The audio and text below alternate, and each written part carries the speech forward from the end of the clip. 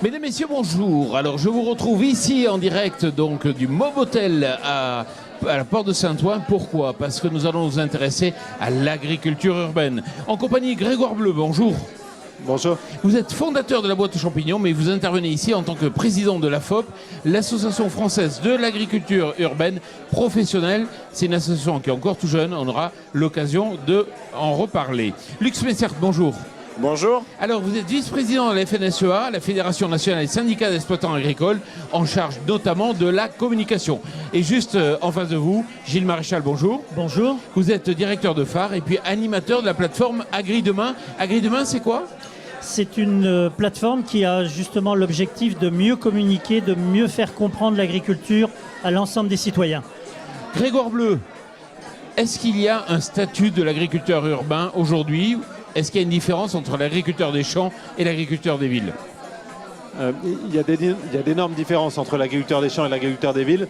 C'est que l'agriculteur des villes, il est en ville. Et donc là où on est plutôt sur un modèle généralement patrimonial dans une agriculture conventionnelle, les agriculteurs urbains ont des enjeux de foncier qui n'ont absolument rien à voir. On ne trouve quasiment pas de statut agricole en agriculture urbaine. C'est plutôt soit des statuts associatifs, soit des statuts d'entreprise lucrative assez classiques, type société anonyme. Et on a aujourd'hui, notamment dans les modèles économiques, des modèles économiques qui sont que pour partie portés par la production. Ils sont souvent portés soit par des visions éducatives, soit par de l'animation, soit par du conseil.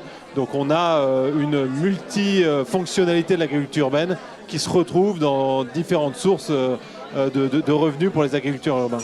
Pourquoi en janvier dernier vous avez créé donc l'AFOP ?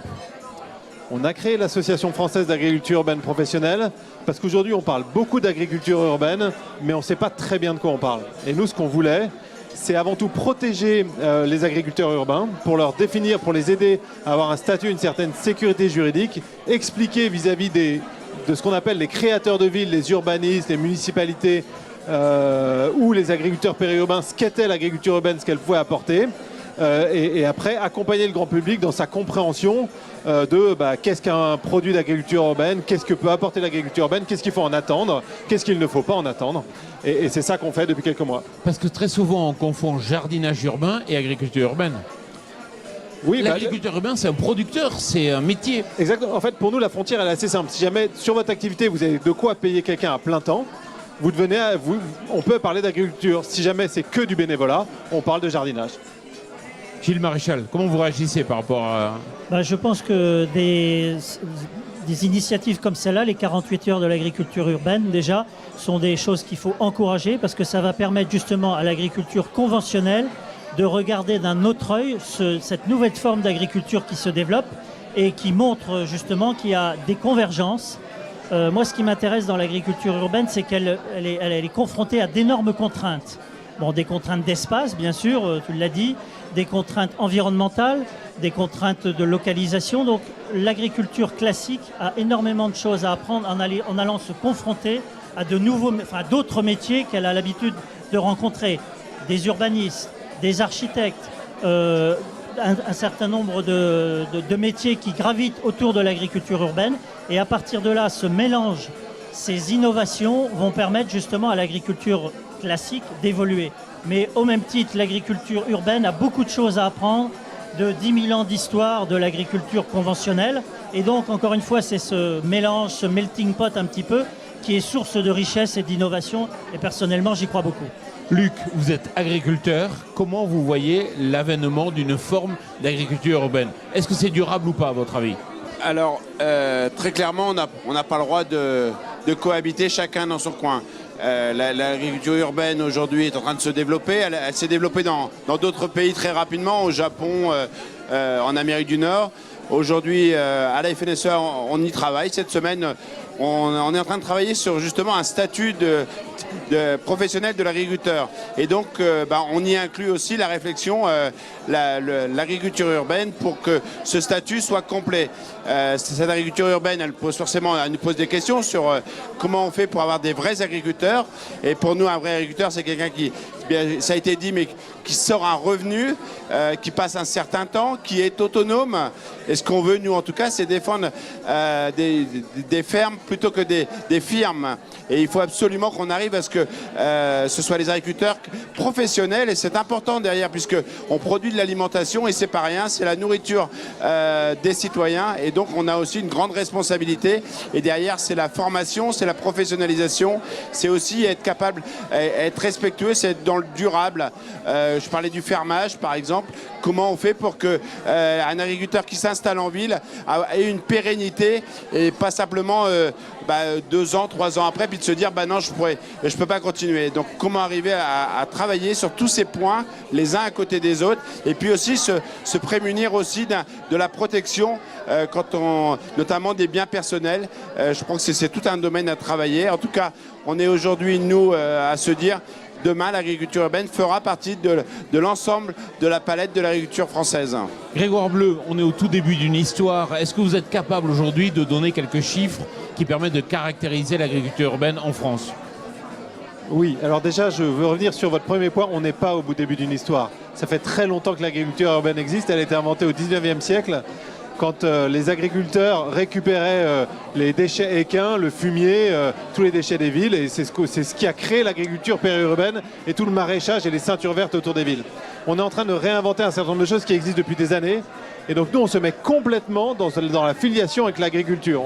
On ne met pas de barrage et on ne sait pas très bien d'ailleurs où commence et où finit l'agriculture conventionnelle, l'agriculture urbaine et l'agriculture périurbaine. Tout ça, il y a une certaine perméabilité. Et elle est importante pour nous parce qu'on est complètement contre une confrontation.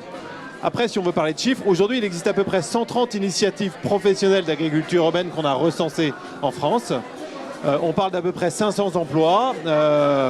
Donc on parle d'à peu près une centaine d'emplois à créer sur l'année, d'accord ? 80% des projets ont moins de 4 ans, donc c'est extrêmement jeune, c'est pour ça que ça représente si peu d'emplois et si peu de production, parce que c'est complètement émergent. On n'est que quelques-uns à avoir créé nos structures il y a plus de 3-4 ans. On est à 50% à peu près associatif, à 50% modèle lucratif, et là où ça va intéresser mon voisin de droite, c'est que il y a quand même quelque chose d'encore très paradoxal dans l'agriculture urbaine, c'est qu'on est beaucoup des concepteurs de systèmes agricoles et assez peu encore des exploitants. Et donc le grand défi qu'attend l'agriculture urbaine, et c'est pour ça qu'on a créé la FOP, c'est pour mettre les mains dans le cambouis, c'est de se dire comment est-ce qu'on va faire pour exploiter ça. On est sur une agriculture multifonctionnelle qui va apporter beaucoup de choses. Qu'est-ce que ça veut dire d'un point de vue métier ? Voilà. Et nous, c'est la question qu'on pose. Qui est prêt à payer pourquoi là-dedans ? Est-ce qu'on va demander aux producteurs de faire payer, que les carottes payent les services sociaux, les services écologiques, les services pédagogiques que va rendre la ville ? Moi, j'y crois pas une seconde.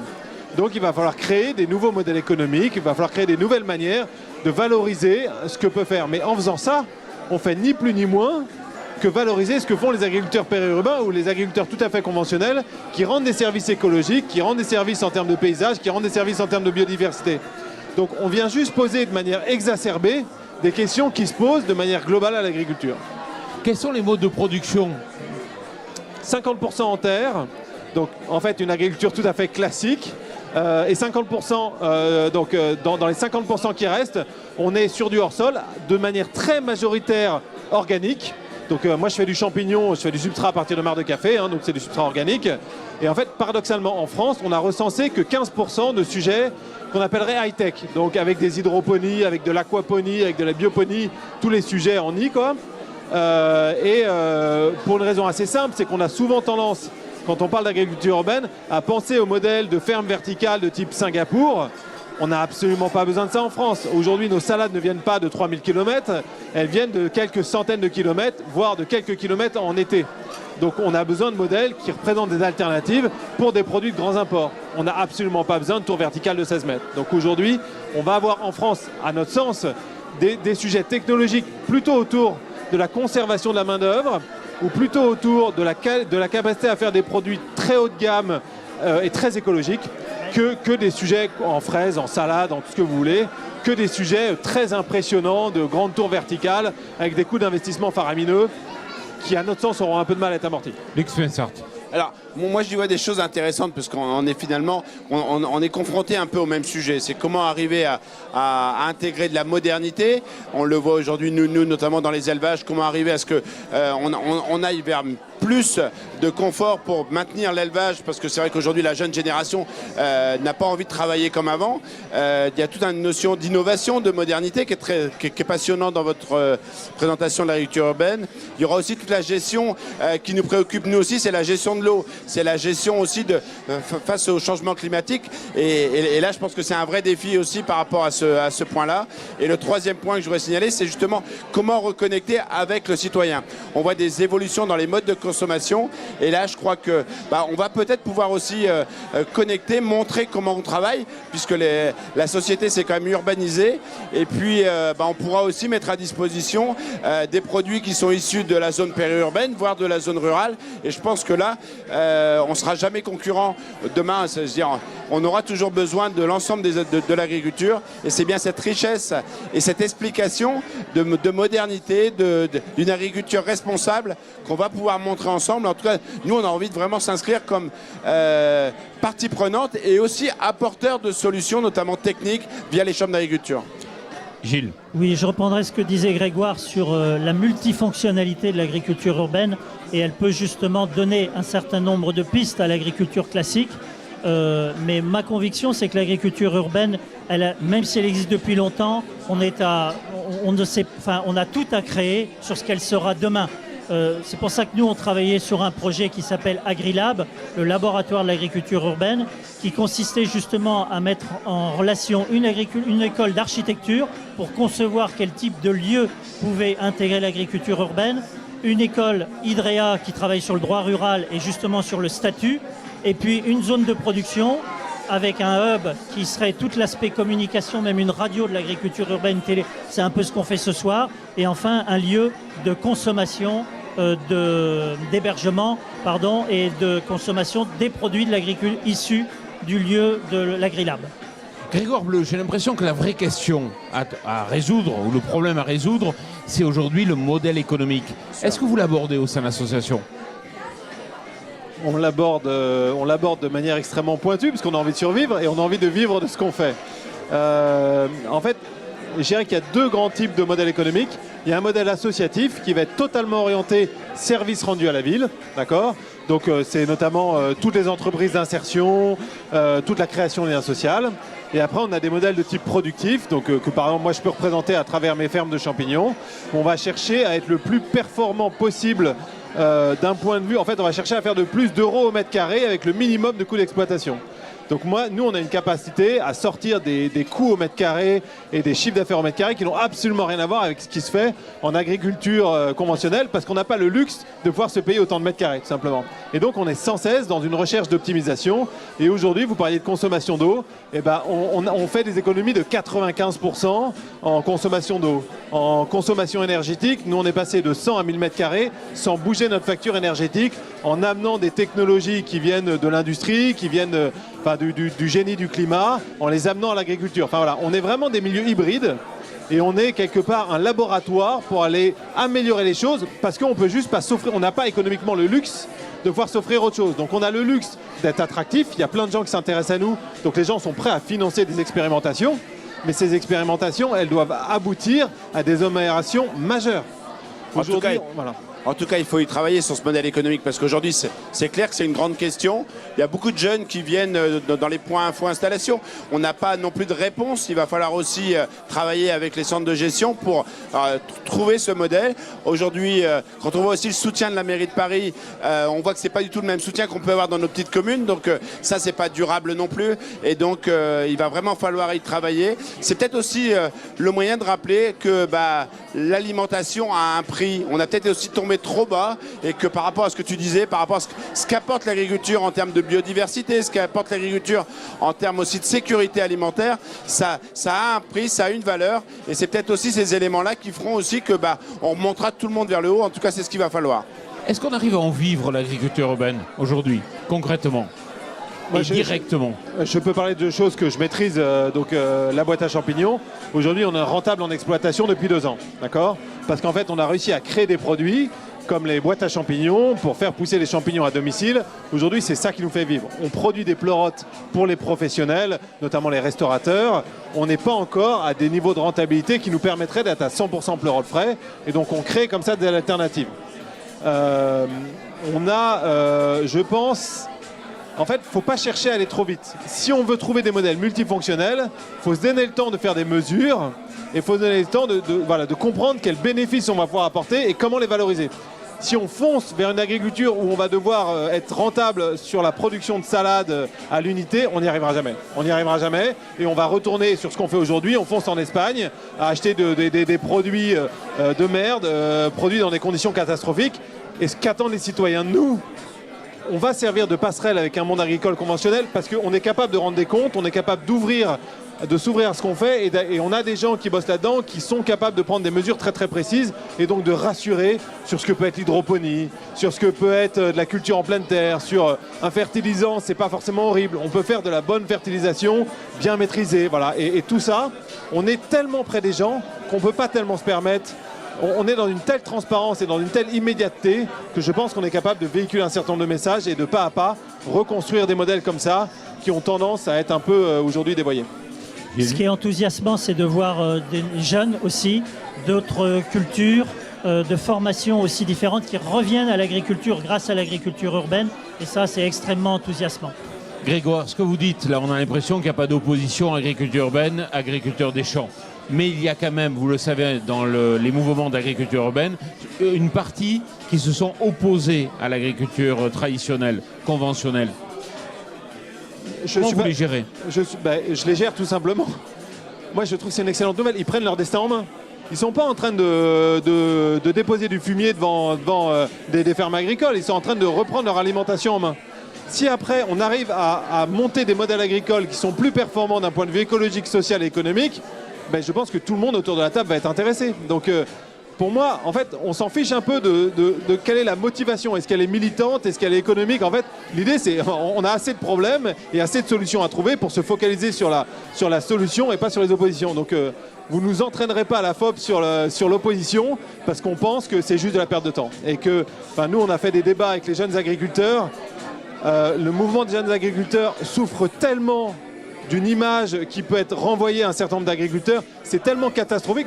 C'est quand même les gens qui nous nourrissent, quoi. Donc voilà, le sujet est assez grave et les bonnes nouvelles sont assez nombreuses pour qu'on s'y mette tous sans chercher à savoir qui veut opposer quoi. Luc, pour finir, c'est vrai que c'est assez récent quand même le fait que le monde agricole s'intéresse à l'agriculture urbaine. Ça date de quelques mois, peut-être une année ou deux.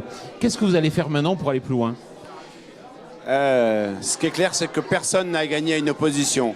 Et puis le pire de tout, ça serait de penser un peu comme on a eu avec le miel, ou que le miel des villes était meilleur que le miel des champs, ou le miel des montagnes. Je crois que ces caricatures, ça montre aussi c'est qu'il y a une grande méconnaissance. Et que moi, j'invite aussi justement les agriculteurs, les pariculteurs, comme on les appelle à Paris, à venir rencontrer les agriculteurs. On a des choses on a des histoires, des vraies histoires à se raconter.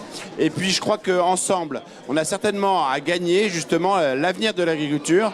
En tout cas, on a peut-être été un peu long à démarrer, comme d'habitude, parce que forcément, on se dit on est les meilleurs, on sait faire. Non, je pense qu'aujourd'hui, on est sorti un petit peu de ces principes et qu'aujourd'hui, les agriculteurs à la FNSEA, on a envie justement, avec nos 220 000 adhérents, de se dire c'est certainement une chance, une solution pour que on reconnecte avec le consommateur et puis qu'on le mette aussi devant ces contradictions entre ce qu'il a envie et puis le caddie qui pousse le week-end avec des fois toujours les premiers prix et puis pas forcément des produits en France alors qu'on a une super richesse et qu'on veut souvent opposer en France les modèles entre eux et même les modes de production alors que ça peut être que complémentaire et que moi demain qu'on n'interdise pas si demain on autorise justement la modernité, l'innovation sur les toits de Paris, qu'on nous les laisse aussi faire dans nos champs et surtout avec des agriculteurs responsables, autonomes et qui gagnent leur vie de leur métier. Toute dernière question, vous recherchez, Grégoire, quelque part à structurer en fait, le monde de l'agriculture urbaine. Est-ce que vous allez aller voir la MSA? Est-ce que vous allez voir ce qui existe aussi, ce qu'a construit le monde agricole traditionnel pour justement aller plus vite? Le 5 décembre, quand on a réuni tous les membres de l'agriculture urbaine, la première personne à intervenir, c'est un membre des jeunes agriculteurs. On est complètement conscient qu'on est héritier, qu'on ne va pas tout réinventer. Et moi, je ne viens pas du monde agricole. On est très nombreux à ne pas venir du monde agricole. Et en revanche, on a été élevé à la bonne pratique. Donc on vient chercher les bonnes pratiques là où elles sont. Évidemment, quand on parle d'agriculture, on va voir le monde agricole. Et on est très attentif comme ça à être respectueux de gens qui se sont cassés la tête, qui ont évolué. On nous parle par exemple souvent de la question des normes. On a souvent peur que l'agriculture urbaine mais on a monté, nous, un pack hygiène pour qu'il y ait les mêmes normes. Il n'y a aucune raison qu'il n'y ait pas les mêmes normes sanitaires, d'hygiène et sociales en agriculture urbaine, en agriculture conventionnelle. Pour nous, c'est une évidence, en fait. Grégoire Bleu, Lux Messart et Gilles, merci beaucoup. Et puis merci à vous. Merci. Merci. Merci.